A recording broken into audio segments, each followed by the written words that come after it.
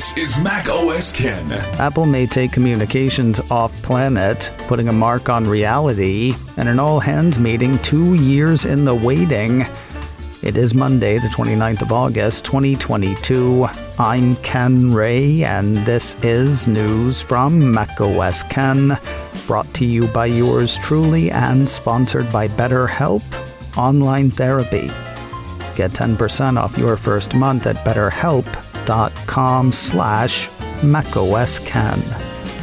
This show is also supported by people like you, patrons through Patreon. Find out more and add your support at patreon.com/macOSCan. Your next iPhone could be a space phone.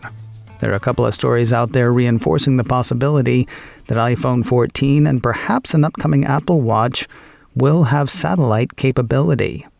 The Mac Observer ran a report late last week highlighting a new offering between T-Mobile and SpaceX.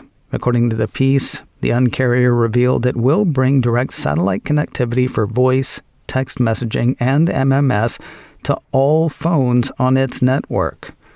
Referred to as coverage above and beyond, T-Mobile's press release on the plan points out that well over 500,000 square miles of the U.S., in addition to vast stretches of ocean, are untouched by cell signals from any provider.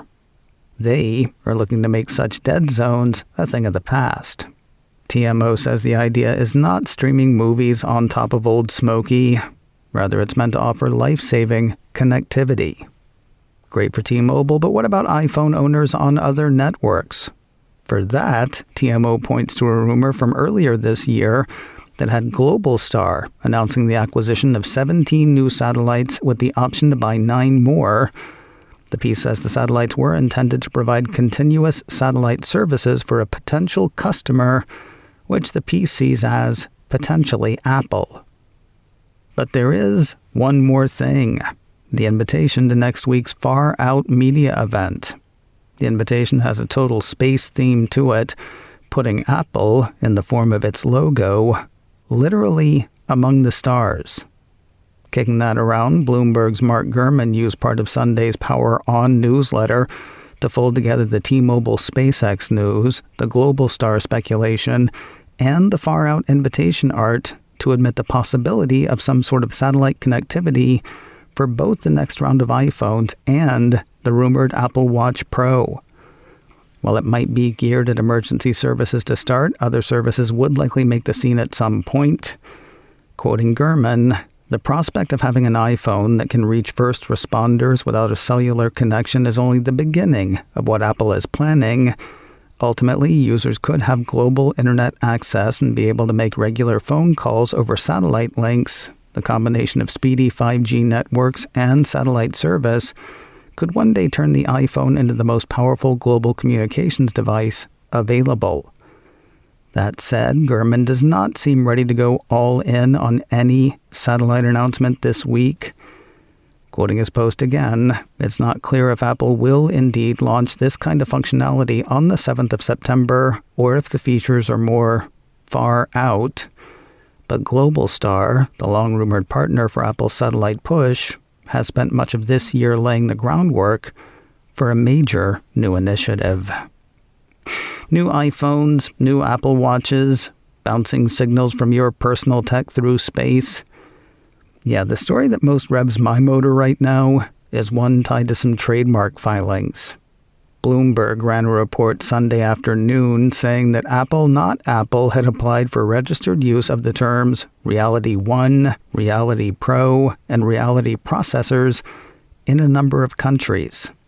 The terms are thought to be tied to Apple's mixed reality headset, expected to hit sometime in 2023.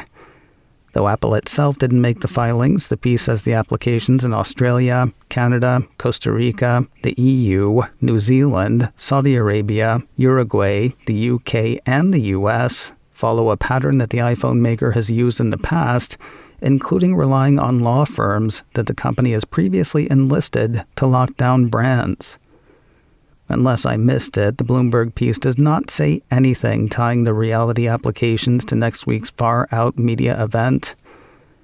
While my head tells me the two stories have nothing to do with each other, my heart wants them to be linked very, very much.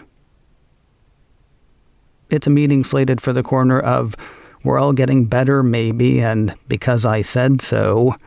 Mac Rumors ran a piece Friday saying that Apple was holding a company-wide retail meeting over the weekend. According to an Apple Store friend of mine, that meeting did happen. While I've not heard about the topic of the meeting, it seems significant for a couple of reasons. First, historically, Mac Rumors says they are the kind of meeting Apple holds ahead of a busy launch season. With Apple's far-out product event drawing closer, now seems like a great time for such a meeting. The second reason the meeting is significant, though, they have not happened literally in years. The piece says the last one was scheduled for spring of 2020. That was canceled when the world caught COVID-19. As for that corner I mentioned, the corner of "we're all getting better, maybe," and "because I said so," despite COVID still being a thing, the world, or at least the U.S., is pretty much reopened for business. At the same time, Mac Rumors says the weekend's meetings come amid widespread tension within Apple over unionization, a factor not present in years past.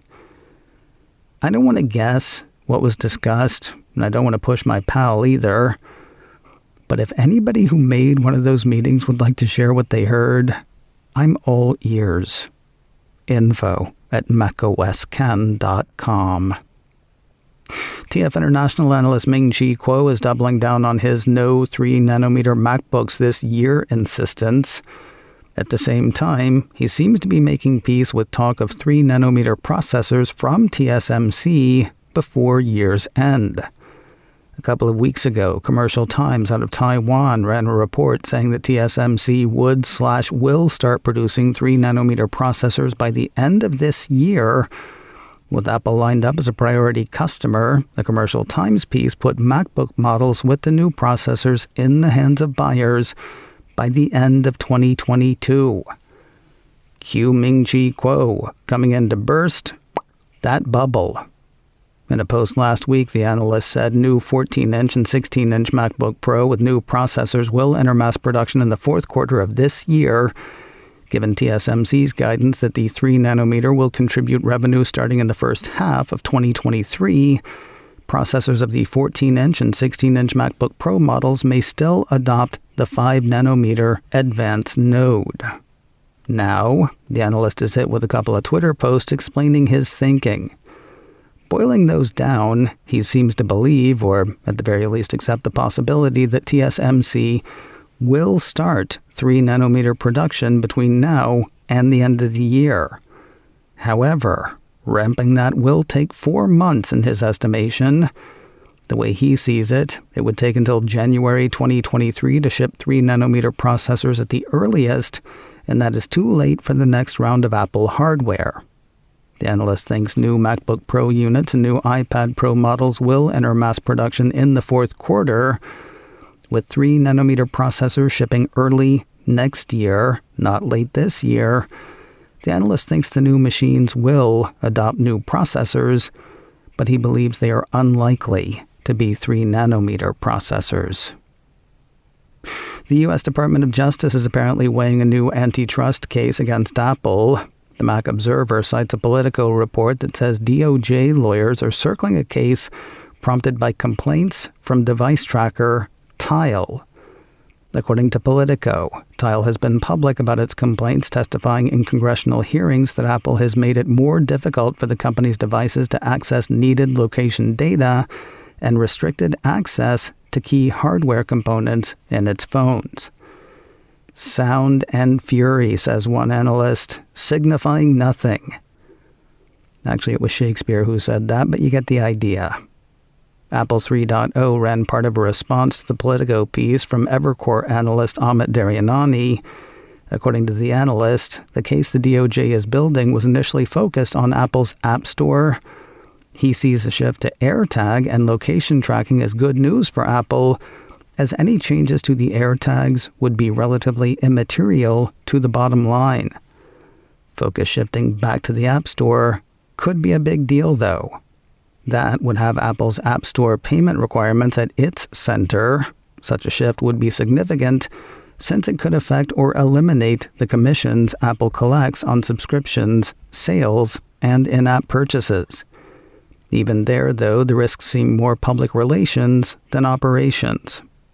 Quoting Darianani's note, "We think Apple is well positioned to win any potential lawsuit related to the App Store, but announcement of the case is certainly a headline risk. We continue to view Apple as the least at risk among big tech."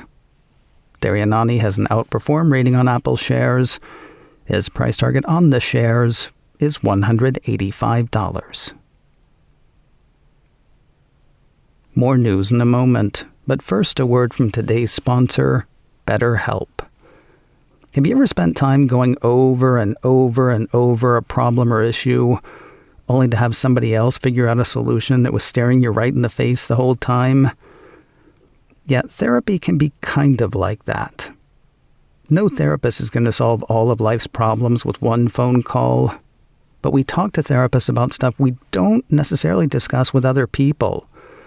So that problem that's got you down or holding you back, that problem with that person that's troubling you, talking to somebody outside your own head could help solve it.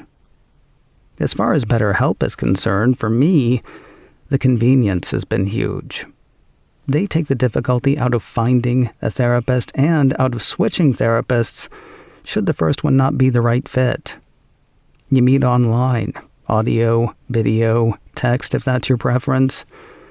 Whatever works for you, that is how BetterHelp works.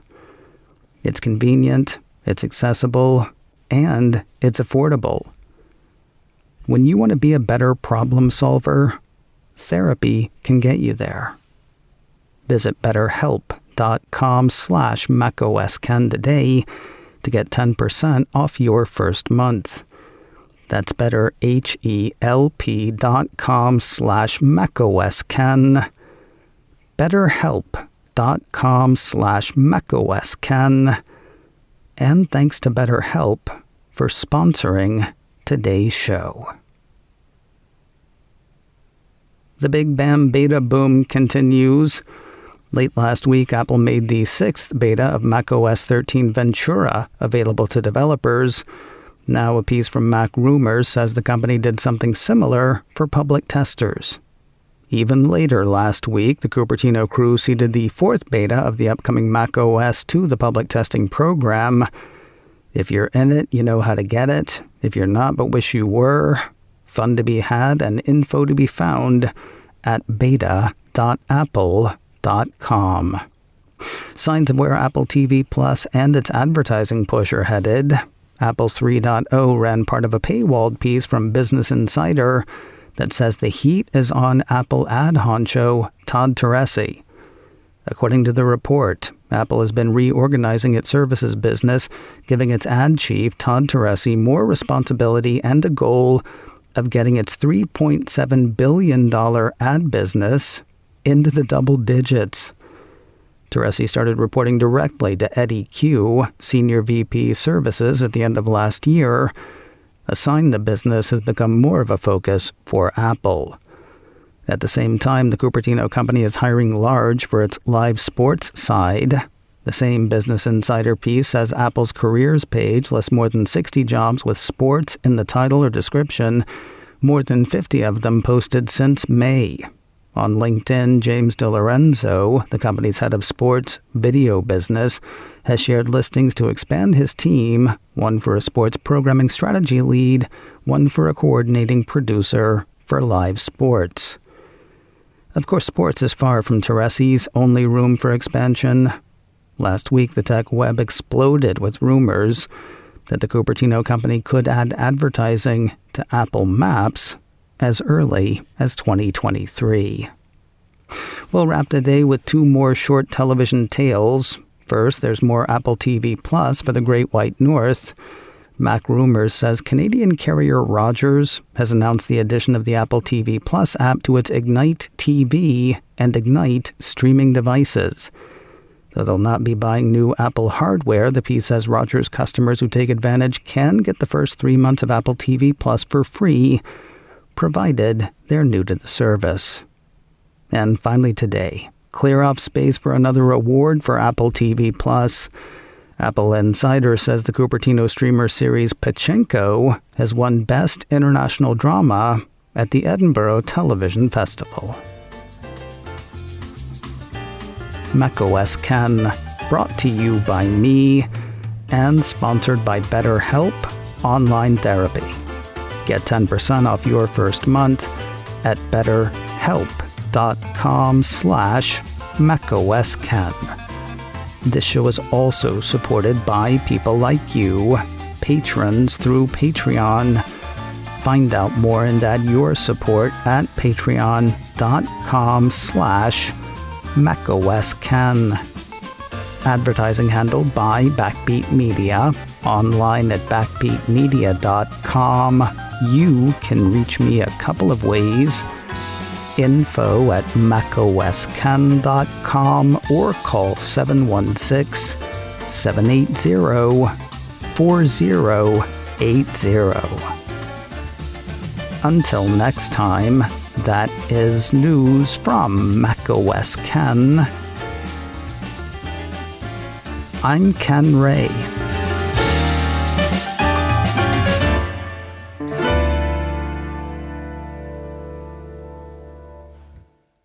Ciao.